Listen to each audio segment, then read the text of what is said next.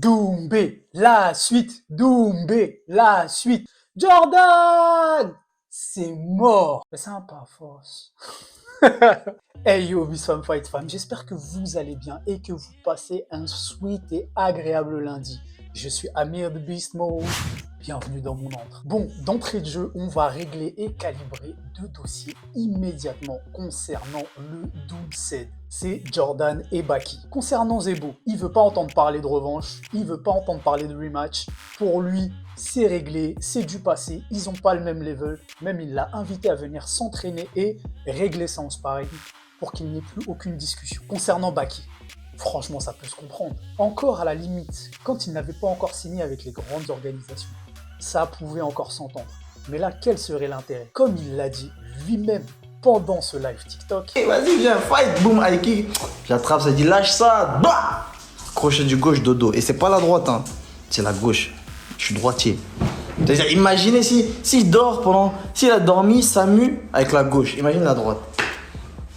Tu vois ce que je veux dire? Bon, il avait dit KO, il a mis KO. Ok. C'est bon, vous me croyez maintenant? Ok. Maintenant, vous me dites Baki. D'accord, y'a pas de souci. Moi, je vous dis quoi? Votre Baki, je l'éteins. Il passe pas un round. Non, vous recommencez. C'est-à-dire, je vous dis une fois, vous comprenez pas, j'éteins le petit miskin à cause de vous. Vous voulez m'envoyer un autre petit? En fait, moi, je suis là pour éteindre les petits. En fait, moi, je suis le grand frère, Pascal. Moi, je suis Pascal, le grand frère, j'éteins Cédric, le grand frère. Non, c'est pas comme ça, frère. Laissez-moi aller combattre Anthony Pettis, tranquille. Hop, après, je prends Magomed ou Malatov. Après, je prends tac, je sais pas qui. Ça dit Boussi, boum, je prends ma ceinture du PFL. Après, j'appelle Léon Edwards, boum, je l'éteins. Après, Hamza. Tu vois, laisse-moi faire mes vrais bails. Tu veux me ramener tous les petits de Paname ou quoi? Wesh. Il a dit crochet du gauche. Crochet du gauche, le mec a dormi 5 minutes. Imagine si je lui avais mis le droit, votre Baki là. Et je vais l'éteindre. Oh mais non. Quoi? Vous recommencez? Je vous ai donné les réponses et là vous voulez encore? Il a terminé le live. Mais sa signature, elle est complètement incroyable. Le fait qu'il dise qu'il va coucher les gens, premier et deuxième round, qu'il annonce, qu'il le fasse, alors je vous avais dit quoi? Vous savez ce que ça a comme effet ça? Ça rend les adversaires fébriles et ils sont plus enclins à commettre des erreurs. Pour éviter de se faire coucher, ils se font coucher. C'est quand même ironique. Mais c'est là où le mind game du combattant de la Hatch Academy fait vraiment la différence à ce niveau. Parce que ouais, maintenant, autant ses adversaires doutent parce qu'il a le feu dans les poings, autant nous, on arrive à se dire, comme on en avait parlé avec un abonné dans cette vidéo, que carrément, maintenant, il a réussi à nous coller une inception qui fait qu'il est capable de mettre KO absolument tout le monde. Et dans les faits, c'est pas faux. Potentiellement, il peut lights out n'importe qui. Pour autant, il peut lights out n'importe qui. Cédric, le grand frère. Alors, concernant Baki, absolument rien ne l'empêche de signer au PFL, sachant qu'en plus, c'est un des plus gros prospects européens. Il a un grappling très sérieux. Mais effectivement, pour le moment, la finition fait cruellement défaut aux combattants du MMA Factory. Pourtant, ce serait magnifique. Le frère d'armes qui venge son frère au PFL, etc. Ça pourrait être sympa. Donc non, et ça se comprend. Cédric veut et même doit aller de l'avant. De mon côté, je l'ai envoyé directement au charbon contre Sadi Boussi, contre Magomed Karimov, et surtout, j'ai complètement oublié de le citer pendant que je faisais la vidéo, Magomed Malatov, qui lui, comme tout le monde, a très bien entendu parler de Cédric Doumbé. Rappelant à tous les présomptueux qui pronostique une victoire par KO facile de notre Cédric National, que lui c'était 5-0 au PFL et surtout 14-0 en MMA chez les pros, et certifiant même qu'il allait écraser The Best. Bon, tout le monde est chaud, c'est parfait, les mecs ils sont tout chauds, il a foutu un sbeul considérable dans le microcosme MMA et c'est tout ce qu'on attendait de sa part. Des choses ont été dites, maintenant, elles ont été actées et tout le monde l'attend au tournant. À la base, c'était surtout les fans qui s'amusaient de le voir affronter des combattants qui allaient lui permettre de se mettre le pied à l'étrier. Mais là, ça augmente. Le niveau augmente et la pression avec. Et ça, la pression, il sait faire avec. Parce que rappelons-le une bonne fois pour toutes, il a une carrière au glory derrière et il a décimé les meilleurs des meilleurs dans son domaine. Qui est-ce qui est venu? Qui a répondu favorablement à son call-out? Showtime, en personne, il est venu taper à la porte un gros coup de front kick. Oh bordel. le légendaire Anthony Pettis. Quoi? Tu ne sais pas qui est Anthony Pettis?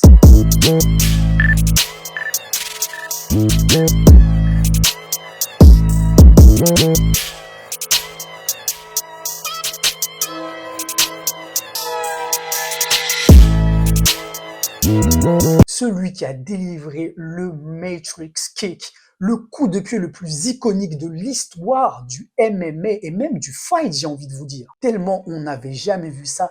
Et en plus, il a eu l'outrecuidance de prendre la ceinture des lightweights à Benson Anderson à la WEC. Ok, c'était chez les lightweights. Mais Pettis, comme Benson, comme Gilbert, comme Cowboy Cerrone, qui pour la plupart ont fini en welterweight, c'était des oversized lightweight, les mêmes que maintenant. Quand tu regardes Dustin, Justin, Charles, d'ailleurs il a affronté Charles Oliveira, il lui a mis une soumission. Quand tu regardes tous ces morphos, même Islam Makhachev, ces mecs-là pourraient combattre en welter, si ce n'est en middle. Surtout que off-season, il était plus que costaud le Pettis. Donc, Showtime, faut le rappeler quand même, il a des kicks dévastateurs. Il vient du taekwondo et c'est le sociétaire de chez Duke Rufus. Donc c'est un maître du striking. Et il a à son actif des KO, des enchaînements, des mouvements, mais sortis tout droit d'un film. Ce Superman Punch qui colle à Stephen Thompson, qui est encore en lice chez les welterweight et qui va affronter Shavkat Rakhmonov, c'était du grand art.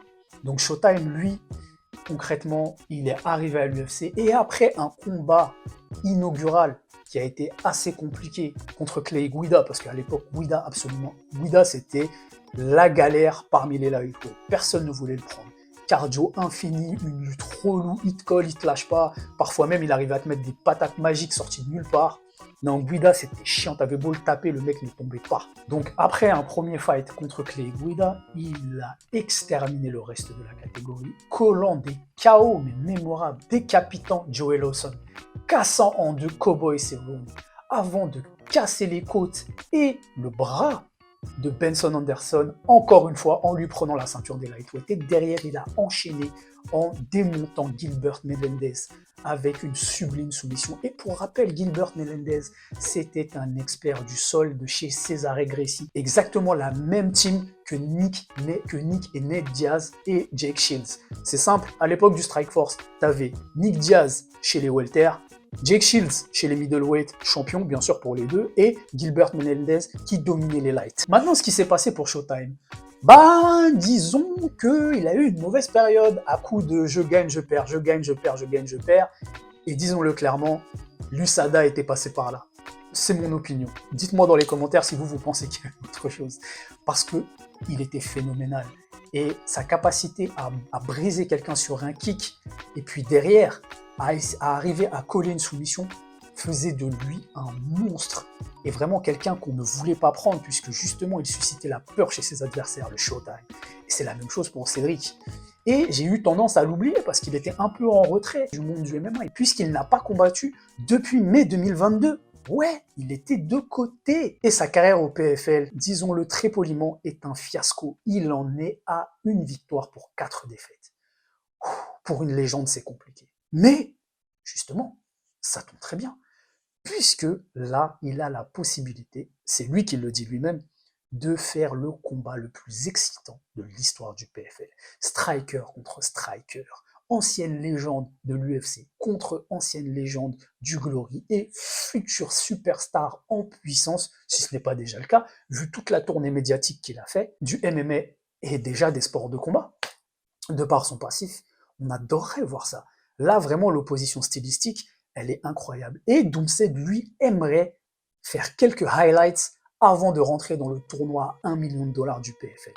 Et il y a quelqu'un d'autre que j'adorerais le voir affronter et que j'ai complètement zappé parce que je ne comprends pas du tout le mode de fonctionnement du PFL. D'ailleurs, si quelqu'un aurait la gentillesse de me l'expliquer, puisqu'il y a un season roster, un European roster, donc un roster de la saison. En fait, la spécificité du PFL, c'est que ça fonctionne comme les ligues de sport américaines, c'est-à-dire la NFL, la NBA, la NHL. Donc, tu as une saison régulière, tu as un champion de la saison régulière. Mais est-ce qu'il y a un champion tout court? Parce que du coup, dans le roster du PFL, il y a aussi Rory The Red King McDonald. Et si tu ne sais pas pourquoi on l'appelle The Red King, c'est parce qu'il a livré un des combats les plus dantesques et mythiques contre Robbie Lawler. Les deux se lançant dans un concours de swing and bang qui les a totalement défigurés tous les deux. Lawler avec la bouche ouverte et Rory avec le visage complètement tuméfié, explosé en sang. D'ailleurs, c'est comme ça qu'il a hérité de son surnom. Moi, je l'aurais appelé The Crimson King. Ça aurait tué encore plus. Mais je m'en fous. Et Rory, lui, aussi ancienne superstar de l'UFC, parce que ancien petit protégé du Tristar Gym, et surtout, on le considérait à l'époque comme le futur GSP.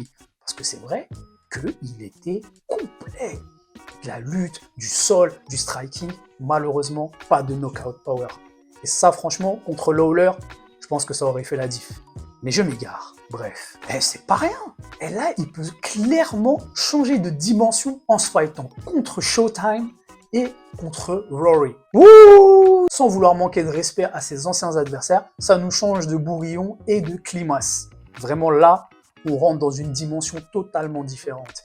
Et encore une fois, c'est vrai que ça se comprend. Laissez-le une bonne fois pour toutes avancer dans sa carrière. Il sait très bien ce qu'il fait. Et c'est vrai que ça a tendance à nous faire... On n'a pas envie de rétropédalage juste pour satisfaire le public. S'il affronte Pettis, qu'il met KO Anthony Pettis, qui lui aussi peut très bien le mettre KO, derrière, ça peut s'enchaîner sur un combat avec Rory, ou tout simplement le tournoi à $1 million, et derrière, il enchaîne. Avant d'appeler Leon Edwards. Et Khamzat, il a dit. Pourquoi il a mis Khamzat devant Leon Edwards? Je comprends pas. C'est quoi? C'est par rapport à l'opposition stylistique? Parce que concrètement, il y a plus de chances, selon moi, de mettre KO Khamzat que de mettre KO Leon. Leon, maintenant qu'il a la ceinture, maintenant qu'on a vu ce qu'il a montré contre Kamaru et qu'on attend de voir contre Colby, là pour le moment, Rocky, il est bien et ça va être vraiment dur d'aller le chercher. Mais d'un autre côté, on a quand même envie de voir Ousmane parce qu'il est charismatique, parce qu'il est iconique contre Cédric. Puis ça ferait un truc de fou. Vous vous rendez compte? Nigeria contre Cameroun. Même si c'est États-Unis-France aussi. Même si c'est surtout États-Unis contre France. Pas de souci. Mais toute la dimension, la personnalité et tout ce que tu veux, tout ce qui est, mais toute la dimension qui englobe les combattants, avec le storytelling, on prend, ça fait des éléments supplémentaires, c'est génial, ça tue. Moi, je dis que c'est important. Bref, en tout cas, on n'en est pas là pour le moment. Et d'ailleurs, c'est imminent, d'après ce que j'ai vu. Il faut absolument que ce combat contre Showtime se signe au plus vite pour qu'on puisse se poser tous devant nos écrans et qu'on voit comment ça va se terminer. Et là, j'en suis sûr, ça faudra absolument pas cligner des yeux, parce que là, on va avoir une vraie opposition de strikers, et absolument aucun des deux n'aura envie de tuer ou pourrir le combat avec de la lutte, avec du sol. Je le précise quand même, parce que j'ai énormément de respect pour ces deux dimensions du MMA, à outrance, et dans le but de tuer le combat. Non, pour marquer des points. Non. Là, vraiment, on va avoir un feu d'artifice. Ça va partir dans tous les sens. Et d'ailleurs, je n'ai qu'une seule chose à dire concernant ce combat. Pettis, Doumbé, Champagne. Et toi, dis-moi, qu'est-ce que tu penses de cette opposition? Dis-moi tout dans les commentaires. J'ai hâte d'échanger avec toi et de savoir ce que tu penses de tout ça, de tout ce qui a été dit et de toute la hype monstrueuse qui est en train de se construire derrière Cédric Doumbé. En tout cas, je suis super content d'avoir été aux prémices, d'être dans le train pour voir son ascension. N'oublie pas de t'abonner à la chaîne, active la cloche des notifications, comme ça tu sauras dès qu'une de mes nouvelles vidéos sera disponible. Lâche ton ground and pound sur le bouton like pour la force, le référencement et parce que ça fait plaisir, et partage cette vidéo. Et puis nous, de toutes les manières, on se revoit très vite. Peace bang.